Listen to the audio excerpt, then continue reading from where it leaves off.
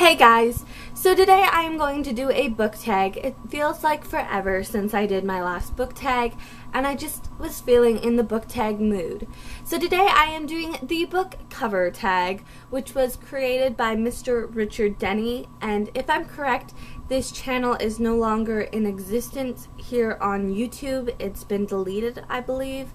Anyway, I was not specifically tagged to do this, but I was requested by one of my subscribers back when I had my first book giveaway to do a beautiful books tag. This was the closest I could find to a beautiful books tag, and there's only 6 questions, but I think that they're really key, important questions that every booktuber, book lover, reader, blogger, anyone who likes books should have an opinion for these questions. So let's get into them.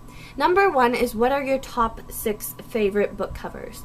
Now these aren't probably the top of the tops. They probably will change tomorrow. But the thing is, these stood out to me today before I did this tag, and I'm going to just show them to you, and I'll explain later why I like them. I have The School for Good and Evil by Soman Chainani, The Princess Diaries by Meg Cabot,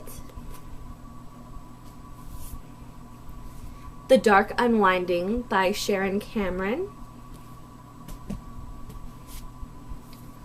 Austenland by Shannon Hale, The Secret Garden by Frances Hodgson Burnett, and this edition of Charles Dickens, David Copperfield.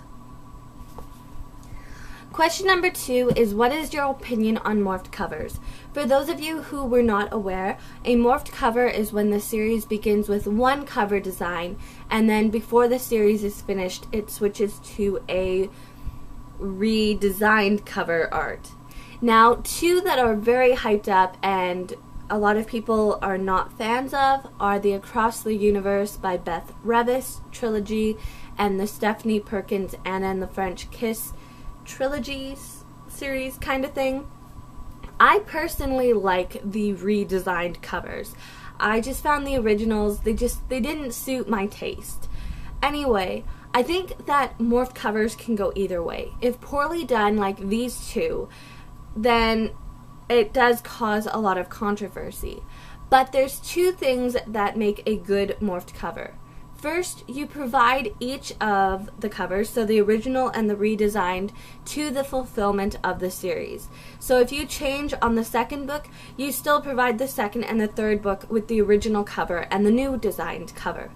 The second thing is providing all of these with hardcover editions as well. So if you have a new redesigned cover that comes in on the third book, then you still should provide book 1 and 2 in the hardcover versions so that those who want hardcover can have matching covers. So that's my opinion. It can go either way. You can say that it can go in the very negative light or it can go in the positive light. Number 3 is, how important is the book cover? Now, I'd love to be very philosophical and say, the cover doesn't matter. What matters is the story and the words on the page inside.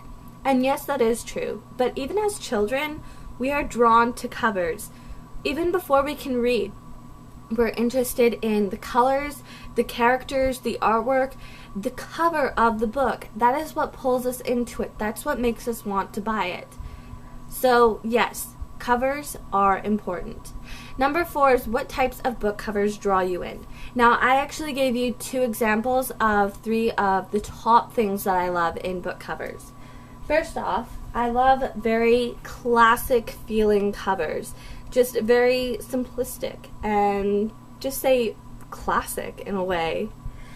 The other one is ones that are very artful in their design, such as these 2. These are drastically different from the artwork designed on them, but these are good examples of ones that are very artistic.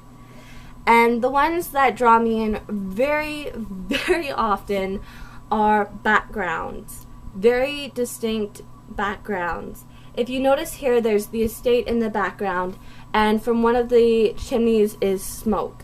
I really like that, so I could really care less that there is a girl on the cover, even though it does add to this mysterious feeling to the cover.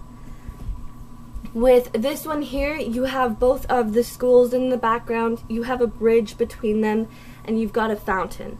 And I just think it's beautiful. And over here you have more of like a town, and I just think backgrounds are very important in a cover design. Number 5 is, what are your book cover pet peeves? I'm only going to name 2 because I think everybody has the same ones.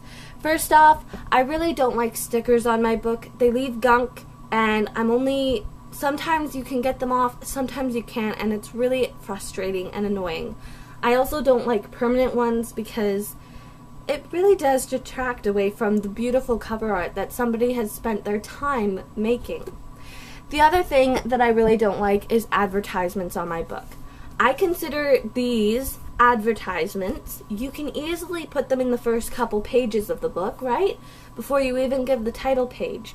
You don't need to mess up my beautiful book by putting advertisements here.